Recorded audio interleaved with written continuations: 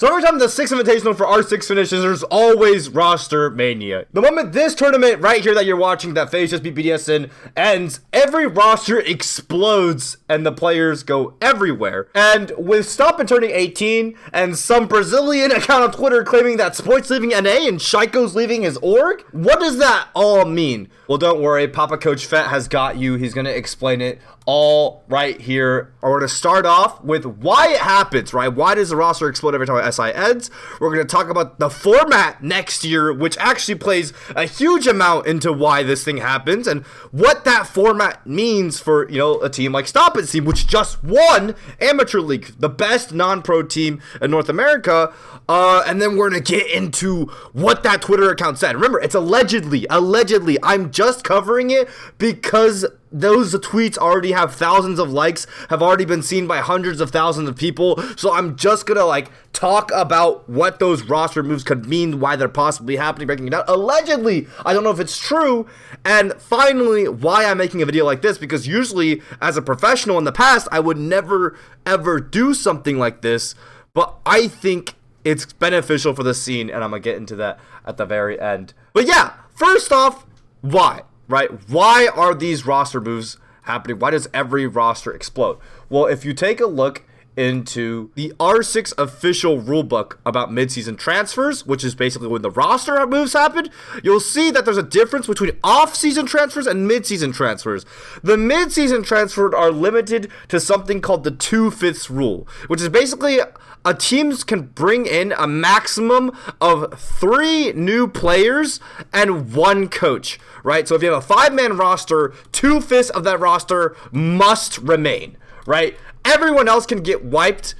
It used to be a 3/5 rule, actually, but now it's a 2/5 rule. But during the off season, which happens after the end of the 6th Invitational, then as many players as they want can get dropped from the rosters. That's why before Manchester, I was able to build an entirely new roster from scratch, and why so many teams explode. And what happens when teams explode? Players move to other rosters. Other teams pick up those players and drop their players for it. There's a whole trickle-down effect, right? Where the best teams that didn't really perform as they wanted get rid of very, very good top-level players. Teams will pick up those players, drop their players. Teams below that will pick up those players, drop their players. And obviously with new rookies in the mix like STOMPN, it's going crazy. Another big reason why this is happening is the esports structure. A big part of this is going to be the format, okay? The format is going to be a huge part going into next year. R6 is updating the esports format, and it causes a lot of orgs to basically make the decision on whether or not it's sustainable to stay within R6 or not, which leaves a lot of rosters stranded. Because, right, the orgs own the license spots. If an org leaves the game, then all the players are left stranded and without a spot in Pro League. All the players are up for grabs, and then they get picked up over and over and over. So let's look at this video, basically announced at the Invitational, on how the thing works. Let's just watch together. The 2025 season of Rainbow Six Esports is set to be the most competitive yet. Let's take a look at the R6 Share program, which plays a key role in supporting our teams and strength. So the R6 Share program is basically the skins of esports skins you see in the game. Those are what make the orgs money from this game. That's a primary source of revenue. If you're an esports team paying players thousands of dollars every month, accumulating in a multi-$1,000 team per month, you're making money back through this R6 Share program, right? You're making money at the skins, right? For instance, now I don't want to get on anyone's bad side, but TSM's not in here anymore, so I can say it. TSM made like 1 to 2 mil off that skin. Just wanted to let y'all know that, okay? So if orgs end up not making this partner program, then there's a very little reason for them to stay in Siege. This is entirely their incentive. We are thrilled to officially announce the final R6 Share partner teams, Loud and Cloud9, joining an already stacked lineup of some of the most prestigious organizations in Siege Esports. Partner slot. Okay, if you see where each team went, you'll see that there's 5 teams from each region, right? So from NA, let's go back. They have, these are the teams in NA, right? This is gonna be the teams in Brazil, I believe. And then this is gonna be the teams in EU, right? And then these are APAC teams, right? So these are the 5 teams that made it into the partner program, and that's why you saw a team like Sonics, which ended up getting picked up by Shopify Rebellion, and drop out of the league, right?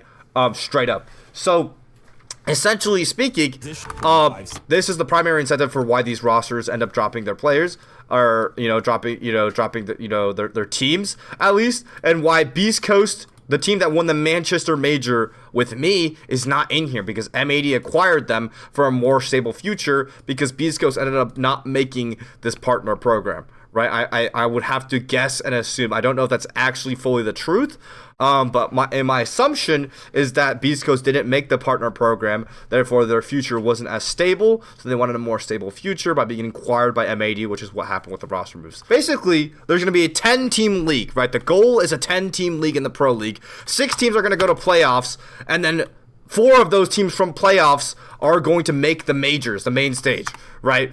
The Challenger League, which feeds into this Pro League, which, by the way, you guys can go pro. You can go pro. If you play this Challenger League open qualifiers, it says open for a reason. Anyone can play these, and you win enough, you win enough in Challenger League, and you play through a Swiss format, then you'll play through a playoff stage, then you'll make it to Pro League. Teams advancing to each regional league. The regional league is Pro League. You can ascend to Tier 1 just by winning literally in March. So look out for that. That is exactly what STOMPN's team is going to be playing, right? STOMPN's team is aiming to stick together and play in this. That is what he's looking for. Okay, so affiliate teams, what does this mean?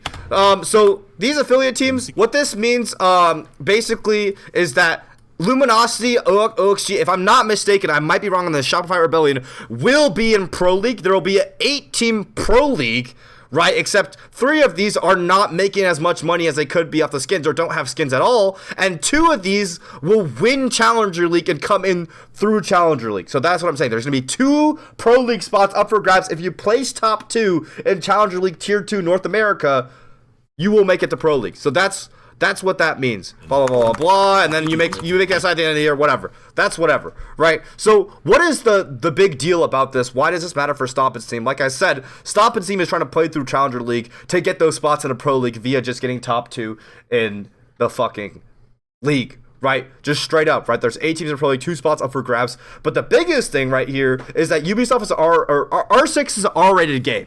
So which means that in order to compete in the official esports circuit, legally you have to be 18 years old.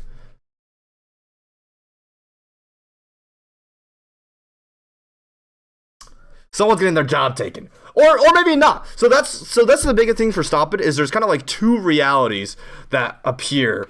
2 realities that kind of appear for this. And you see me saying like, shit, post SI roster shuffle time. Shit. Which I do, if you're a pro team watching this video, I do implore you to actually try out like I know a lot of like some pro teams may be unfamiliar with this game because they don't really keep up with the amateur scene. But after watching Banskos and STOMPN, I do think that group of players is a very talented group of players, right? So obviously with, M80X, the team being the best amateur team and STOMPN MVPing the league with a 1.44 event KD. He's a very good player. But the biggest thing is, what does that mean? There's 2 routes which I think will happen. One route is a team like picks apart Banskos, right? Which would be very, very obviously tragic. They do want to stick together. Obviously, ideally they want to play through open qualifiers. But, a spot in Pro League getting paid by a pro team is a lot more guaranteed than if you have to play through completely open qualifiers, right? Every game's like a best of 1 single elim game. Possibly. I don't know the format yet, but that can mess you up over. So the security of a Pro League spot is definitely more alluring than the Battle Royale Wild West of a fucking completely open qualifiers. If it's best of 1 single elim, then you're basically rolling a die and gambling, right? Which is what EWC qualifiers are, which is why so many pro teams lose those. So I could see a reality. It's very realistic that before anything happens, Vic Bands, STOMPN, Aiden Tax, all these players might get like fished off into different affiliate teams or teams just for that Pro League spot. If it's not good for them, the other reality is they stick together and they make Pro League together, which I think would be a lot more epic. But right, it's all up to fate. So that's STOMPN's fate for you. This is all the same shit. Oh, I guess Dapper put this one in the video too. Another piece of info in the video to put in the video. Wow, I'm not gonna speak on that because like this could mean anything. This wasn't on actual Twitter journalism, so I'm not gonna say anything. Speaking of that, there's an account on Twitter, a Brazilian account with 66,000 followers called R6 Atualizado. Okay, and this guy has been tweeting out roster moves. Now, I want to preface this section where I'm covering these roster moves because I just want to say this is all alleged. I don't know if they're true. You got to take it with a grain of salt. They're also all rumors, right? But usually I wouldn't do this. But these tweets have gotten thousands of likes, and I feel like it's better for a sport to build hype around. I think it legitimizes esports, so I want to build hype around these moves. So I'm sorry if I offend or piss off anyone. I'm going to be covering this tweets because they have thousands of likes, hundreds of thousands of views. This tweet has more views than my video. And the first one, let's translate it. Oh, shit. Is Spoit may leave M80 and return to Europe. Now, this one's crazy, obviously, because M80 has been Spoit's home for a really long time. But in all reality, if you want my analysis on it, it makes a lot of sense. Right? He lives in EU. His family's probably in EU. If he has a girlfriend, his girlfriend's in EU. When he's scrimming for most of the year, he's scrimming from EU. So he's playing on higher ping, playing on the NA practice servers, which is miserable. And then he has a stream on EU time. Don't forget, he's also making content damn near every day. He's grinding his ass off. He's a beast for that. He's absolutely a beast for that. And M80 pays him a lot of money for it. But more likely than not, it's likely just he might be realizing, in my opinion, like if I were to like kind of pinpoint a reason why, which I've heard like people around the grapevine, like you guys, sorry, not people around the grapevine. I've heard my viewers tell me that he said it's easier to stream from EU. I think that's what's going on with that. And apparently Fnatic are looking at him, which was an EU team, in the EU partner program. Etc. Speaking more on M80 news, this was officially announced, so I can talk about this. But if you remember the M80 coaches that were, warned at the SI event, unfortunately, they were let go by M80. This does make sense because, Bubu was sanctioned for 2 years, so he can't actually physically coach behind them. So they are amazing coaches. I know them both, and they're brilliant, and I think they're really good. Spoit's a really good player. M80, really brilliant coaches. But it seems like just Spoit's one makes sense if his personal interest is to be back in EU, be back at home, be back in his own time zone, be back in his own culture, in his own country. And then for M80, it would make sense because, Bubu can't coach for them for 2 years. And, Bubu and Vivos are a team. And, why would you, it's just, it might be time for a change in that regard, right? Because, Bubu cannot, he's banned from tournaments for 2 years, if you remember, for his offense. Okay. So, yeah. Oh. M80 has space. We'll stop and go to M80. It's possible. It's definitely possible. But it's up to the core of that team to figure out what they want to do. So, I don't know. Now, in terms of contractually, it would be very easy for M80 because, M80 is signed STOMPN to their academy team, which means that STOMPN can easily be transferred over. And if another org wanted to approach STOMPN, M80 has, the contract rights to STOMPN.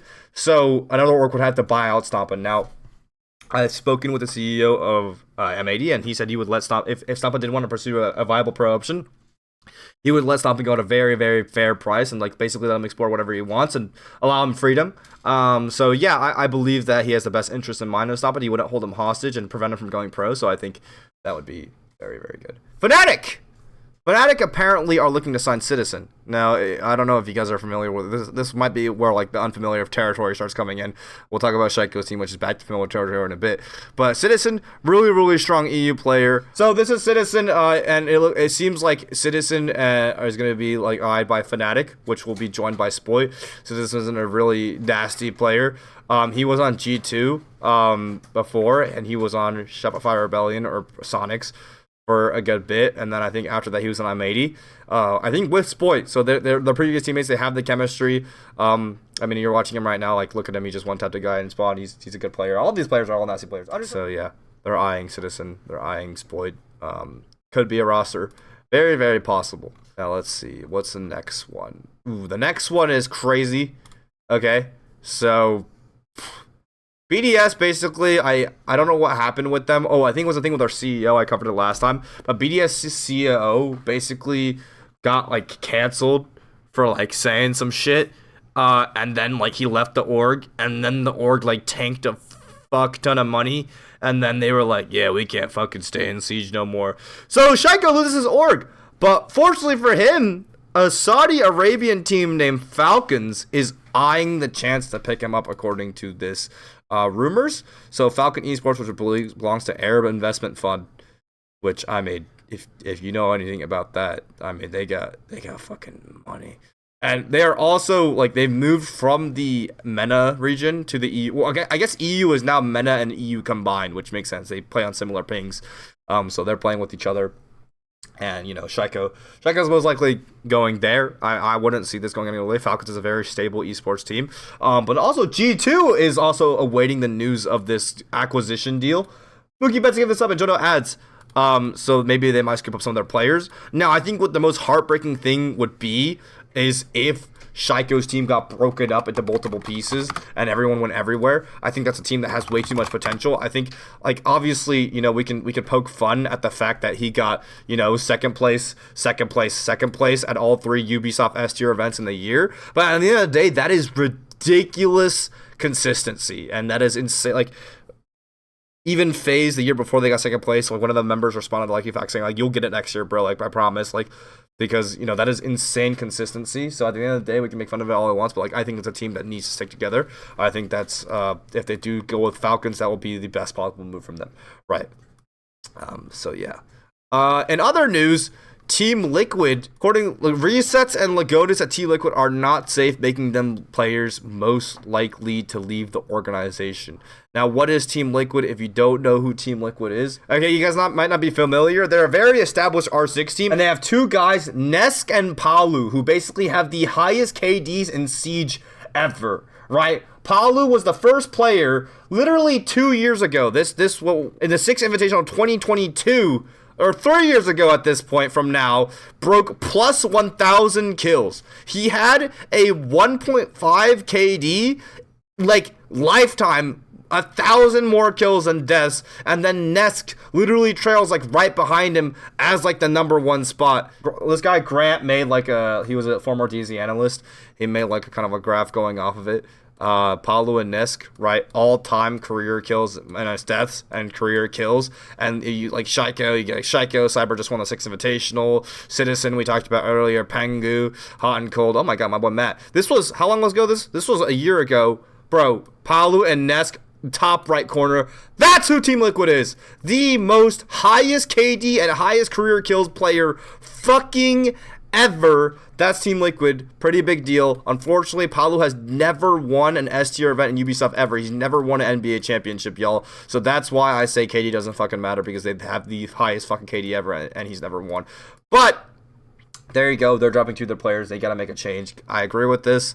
And hopefully they find success, because at this point it's looking like a curse. How can you have 2 players with the most kills and the highest KD ever in R6 and they don't win anything? In other news, a Korean team is signing all Brazilians. I mean, this is just like a Brazilian, like, former pro roster, and basically it's basically because Korea as a region, someone said, like, Korea as a region has so little, like, talent.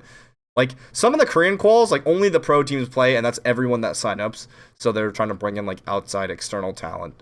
That's for that reason. Another one, W7M, the team that beat Shaiko to win the Montreal Major, they're getting rid of one of their players, apparently, Dash. And yeah, that's very, very interesting. It might be because of their disappointing performance in the 6th Invitational, but I mean, it's very puzzling for me, because especially for a team that literally became the best in the world. But yeah, if you'll see right here, like, they literally won the Montreal Major back in November. That's not even like 3 months ago. They became the best team in the world back in November. So I'm a little bit perplexed on, like, why they're doing this, why they're making roster changes. Maybe it's like a sustainability thing. Maybe another team offered more money. I know W7M had to let go of their, like, 3 times in a row winning roster to Furia because they did not have enough money to pay them. But yeah, that could be that reason why. That's going on. This is a cool one. This is a very, very cool one. Loud, if you follow Valorant at all, you know Loud's a huge Brazilian org that like, you know, partakes in Valorant Esports. They are in the partner program, and apparently they are looking at signing this team of players. According to this account, So Perez, Baseto, STK, Live, Dafo, GDNN, Hunter. The main core, if you don't recognize any of them, they were one of the 2 orgless teams that made main stage in Montreal, or in Boston, sorry. So this last week, this Brazilian team with no org, no money, they're sponsored by a streamer who probably, I'm going to be real, does not pay them a salary because streamers don't make that amount of money, right? Like, let's be real. Like, yeah, these guys, they made top 6 at the Invitational. They did lose to my boys on one, which was another orgless team. They are, might have been picked up by Loud. Obviously, it makes sense because they just made top 6 in the world, completely orgless. It makes sense for the org because you don't have to pay a lot of buyouts for these players. They're all free agents, and why not keep a successful core together, right, when you already have that going on? So Loud might enter Brazil with this roster. Makes a lot of sense. Very, very cool. Another piece of news going on is the all-time elimination at the 6th Invitational itself. I'm just going to play this video so we can enjoy it together. I'm glad they retweeted this because I also want to watch this. It's surprising to see which players lead kills all time at SI, which is the most important tournament in Siege history. $3 million prize pool, the equivalent, like, you need, it's a hammer as a trophy. You need that hammer to be the GOAT. Canadian, obviously, winning and placing far in most 6 Invitationals, having the most when he won it in 2020, and then Pengu, obviously, because winning with G2 and whatnot. Nesk, right, with the kill leaders with Palu immediately fucking firing to the top. Palu and Nesk and Psycho at the top. Brazil dominance coming in. Bolo, this is 2022, the year that Bolo won. We'll see him. Here comes Bolo. He's the one that won in 2022. Shaiko now catching up. Obviously, he's starting to play the game again. He started to, be amazing. And then Cyber, when he went to finals in 2024, and obviously winning this year, he's going to overtake everyone in 2025, making all these finals. Here is your final list at the end of the day.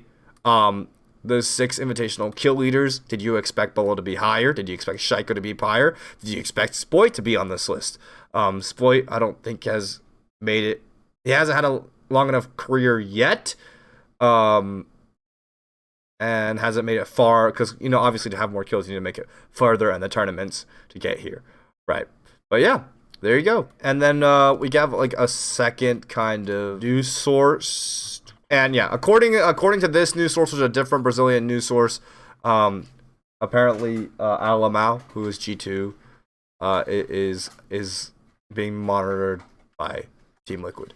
Now, why am I doing this video? Because I think a couple years ago when I was competing, this would be seen as absolutely taboo, right? You don't want to be unprofessional talking about roster moves. Well, I think it's healthier for the scene. I think it's so much healthier for the scene because I think that when you have a fucking, like when you have roster leaks and, like, roster rumors and talks about trades in the NBA, that builds up so much hype around the sport. I know, obviously, it can be harmful, and I know that, but I think the net positive is more helpful for the sport. And my end goal for Siege has always bring more eyes to the sport, create a healthier ecosystem for the players that I grew up around, and give them more salary, right? If I can make more eyes come to Siege Esports, that means more orgs want to sign, and that means that players will make more money, and my friends around me will do better. That's always been my mission goal with this channel and with everything that I do. That being said, that's why I do like clickbait stuff that might be harmful, but it brings more eyes. But, like, look at this, bro. This is a CSGO player, right? Like, they're talking about what he said on stream about how practice went. Like, no one covers this shit on R6, right? And you see, like, fucking, like, media, like, roster makes a verbal agreement with, like, a player, blah, blah, blah, blah, blah, blah, blah. Like, G2 Suhi, like, this is getting 3,200 likes. And it's like, this is hype. This is what it means to be a real, respected, hyped up sport with actual attention around it. So for my true esports fans, like, I want to fucking do this shit for real.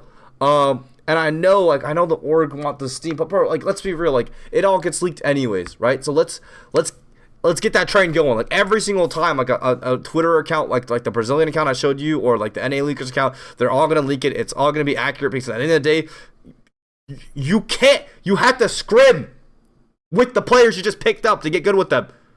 So the orgs, chop, if you're gonna pick up a player, announce them faster, or else people are gonna scrim. And then the more scrims teams you scrim, that's another like 5 or 6 set of eyes that just saw your new roster. They're gonna fucking talk about it with their friends or family, and it's gonna spread no matter what. Right.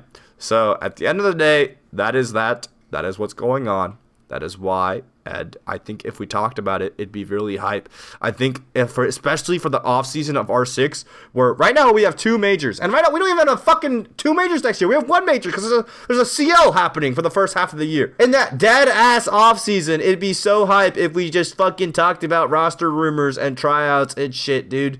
Like getting the people involved in R6 at a human level. I feel like that's why CSGO and Valorant succeed so much as content machines and are so sustainable as esports. I want our esport to be sustainable. So fucking throw aside your pride, players and orgs. I'm gonna be real. I'm gonna stand my fucking ground. I think this is healthier for the scene. Yes, obviously it can be a little bit harmful for investors or whatever the fuck. But like overall, bro, it'll bring more fucking attention to the scene. Now on the format, I do wish it was more majors, less money per each major. In my opinion, there's $750,000 majors right now for 2 of them. If there was like 3 of them and 1 invite, and then each major only had a $200,000 prize pool, fuck yeah, dude, players will still play that shit. Like, come on, run that shit up. You know what I'm saying? But that's pretty much it in this video. I'm gonna stand my ground. If I get fucking, like, if people, like, if anyone wants to drop me or whatever, like, I'm sorry.